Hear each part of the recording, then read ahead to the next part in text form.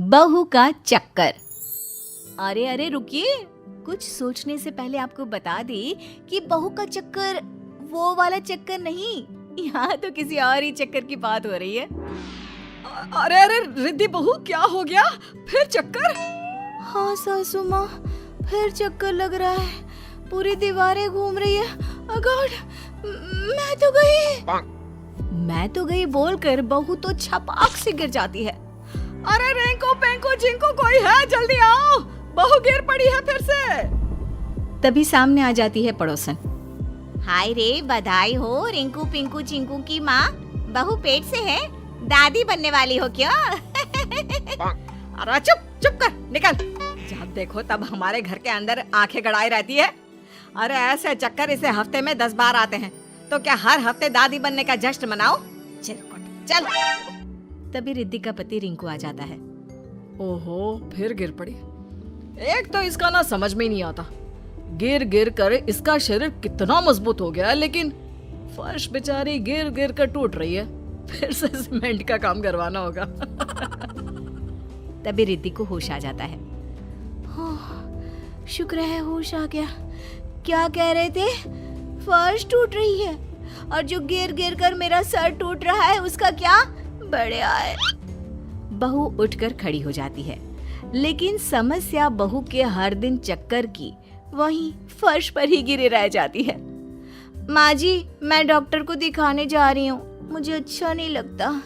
मैं घर की बड़ी बहू हूँ और आए दिन चक्कर खाकर गिर जाती हूँ। कल को दूसरी बहुएं भी आएंगी, आप तो सह लेती हैं, लेकिन कोई और क्यों सहेगी? बहू दवा लेती है और ठीक हो जाती है। घर में सब नॉर्मल हो जाता है। फिर एक रोज, बेटा, तुम लोगों से एक बात कहनी थी।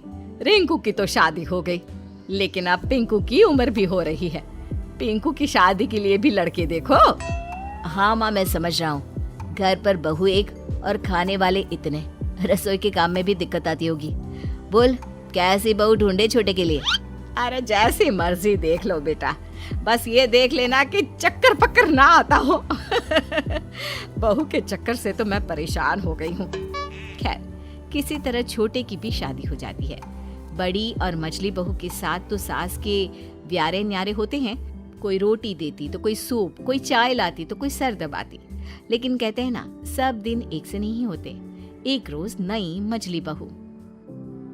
माँ जी जल्दी आइए, ये देखिए रिद्धि भाभी को क्या हो गया, वो तो गिर पड़ी हैं। हाय रे, लग रहा है इसकी चक्कर आने वाली बीमारी खत्म नहीं हुई।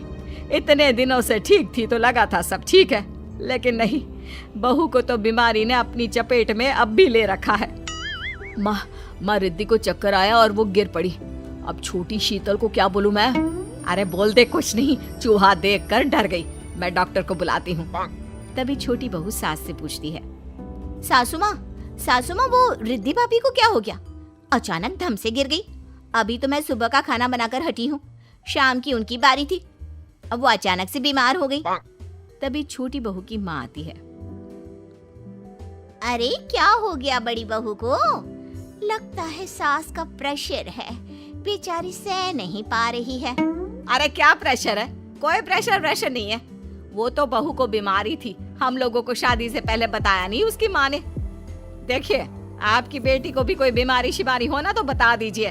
वो क्या है ना, अब हिम्मत नहीं रही बहुओं के नखरे उठाने की। अरे उन्होंने आपको नहीं बताया तो कम से कम आप हम लोगों को तो बता देती। अब ये बताओ कि इतने सारे लोगों का काम क्या मेरी बेटी अकेले करेगी दोनों वक्त का? चल बेटी मायके। चल बेटी, अरे स्कूल में दाखिला नहीं कराया है बेटी का, शादी की है, ससुराल है, यहाँ से ऐसे लेकर नहीं जा सकते अपनी बेटी को। अरे तो क्या करूँ, बेटी को रोटी बनाने की मशीन बनाकर यहीं छोड़ जाओ? भरा पूरा परिवार, सास बुढ़िया जेठानी को चक्कर की बीमारी, ना जी ना। चल बिटिया। छोटी का पति कहता है। अरे कैसी बात कर रही है सासू माँ, अभी अभी तो शादी हुई है हमारी, इतनी जल्दी बीवी को लेकर क्यों जा रही हैं? तो क्या करे मेरी अम्मा, मेरे साथ रसोई में कौन काम करेगा? ना जी ना, मेरे बस की नहीं है। छोटी बहू तो माँ के साथ निकल जाती है। अब रह जाती है बड़ी बहू। बड़ी बहू को जब होश आता है तो वो देखती है कि सभी उसके आसपास खड़े होते हैं। क्या हो गया? सब ठीक तो है ना? हाँ हाँ, घर खराब करके पूछ रही है सब ठीक तो है ना? अरे हो क्या जाता है तुझे? क्यों नहीं दिखा देती डॉक्टर को? अरे भाभी, ये ऐसी बीमारी थी तो शादी नहीं करनी चाहिए थी ना आपको भाई से। आपकी हालत देखकर मेरी बीवी भी चली गई। चली गई? हालत मेरी खराब थी तो वो क्यों चली गई? अरे मैं ही चली जाती हूँ मायके। हाँ हाँ, तू जा जा, तू यही सही रहेगा। भाभी, आप आए दिन बेड पर रहेंगी, फिर वो कैसे घर का सारा काम अकेली करेगी? इसीलिए उसकी माँ उसे ले गई। ओह, ये बात है। मेरी बीमारी के कारण आप लोग परेशान हो ना। वैसे मैं अभी का खाना तो जल्द से बना देती हूँ, सुबह चली जाऊंगी मायके। चक्कर खाकर गिरी बहू अब खड़ी हो जाती है, घर का सारा काम करके खाना बनाती है, सबको गर्मा गर्म खाना खिलाती है और फिर बहू बस कर, अभी अभी बिस्तर से उठी है, फिर गिरने का इरादा है क्या? हाँ रिद्धि, रहने दो, इतना काम मत करो। अरे नहीं नहीं, मैं नहीं तो कौन करेगा?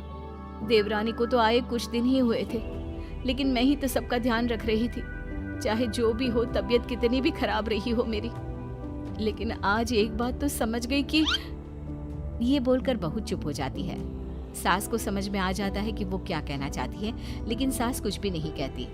अगले रोज रिद्धि बहू अपना सामान पैक करके मायके के लिए निकल रही होती है कि सास कहती है, रुक जा रिद्धि, तू कहीं नहीं जाएगी, ये तेरा घर है।